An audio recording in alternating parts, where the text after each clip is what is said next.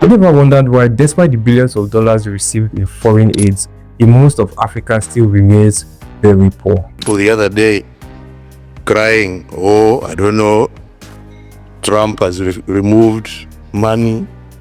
He said he's not giving us any more money. Watu wanalia. Why are you crying? It's not your government, it's not your country. For many decades, Africa have been the charity of the world, and it is rumored that the countries with the most charity or non-governmental organizations are the most destabilized countries or the poorest countries in the world.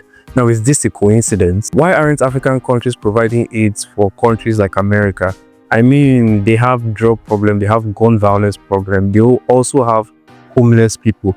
But why is it that it's Africa that actually needs charity? Well, maybe it's because we have one of the largest population of very poor people. In this video, we are going to be exposing one of the biggest scams in modern history. We are going to be talking about how the USAID and other charity organizations have done way more harm than good in Africa. So are foreign aid really about helping Africa, or are they basically about control, corruption, and exploitation? So the USAID was founded in 1961.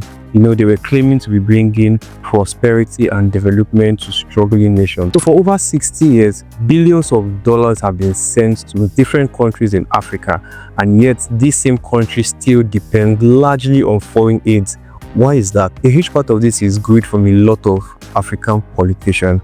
A lot of African politicians are just greedy, they just want to steal money, and they are very corrupt. But it still brings us back to the questions. Why are the poorest countries the countries with the most NGOs? It's basically because these aids are designed to keep these countries weak and under control. This money always comes with things attached. I mean, nobody just gives you free money. There's nothing like free money. They say that even if free town, nothing is free. So some governments collect these aids and are forced to accept Western policies that favors their corporations and corruption. They fund political influence and sometimes they meddle in government. It's rumored that some of these NGOs use their aids to fund elections, sometimes supporting candidates that will favor their Western policies.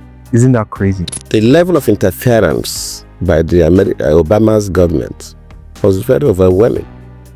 It's not as if I couldn't have won the election even with that. If a foreign country, or the African country, or even America or any other country interferes with our own elections, we should learn solid. Former President Goodluck Jonathan kept hinting on political interference in the 2015 general elections in Nigeria. After the so-called election, it is quite evident that Nigeria have not really made any significant progress. Do you remember Libya? Some of these organizations were actively involved in promoting democracy in Libya before NATO bombed the Today, Libya is a failed state and is known for its human trafficking and modern slavery. Now, what is the solution? Africa needs to create its own kind of education, which actually means that Africans should solve Africa's problem. So Africa should create value in such a way that society at large or the world at large is grateful for, and you can be brought into the negotiating table. You do not need aids. You should be able to be self-sustainable and not depend on foreign aids. Africa should tell its own stories and stop relying on foreign aid. Africa has been painted so bad that some people actually think Africa is a country. African countries should also strengthen trade between African countries. I see no reason why you can't travel from Nigeria to the whole of West Africa by rail. I see no reason why we can't trade within ourselves very easily. I see no reason why it's difficult for an African to travel to another African country. It is more difficult for an African to travel within Africa than for an European to travel to Africa. It is actually wild. If Africans trade within themselves, it will strengthen their economy, it's going to foster development, it's going to create jobs and employment, and just so much more. And one final thing we just have to do is hold our corrupt leaders accountable.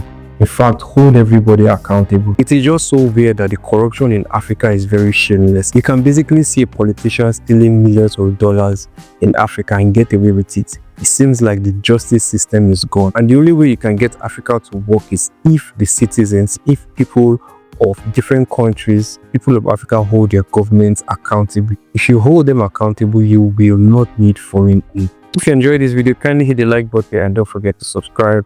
And I'll see you in the next one.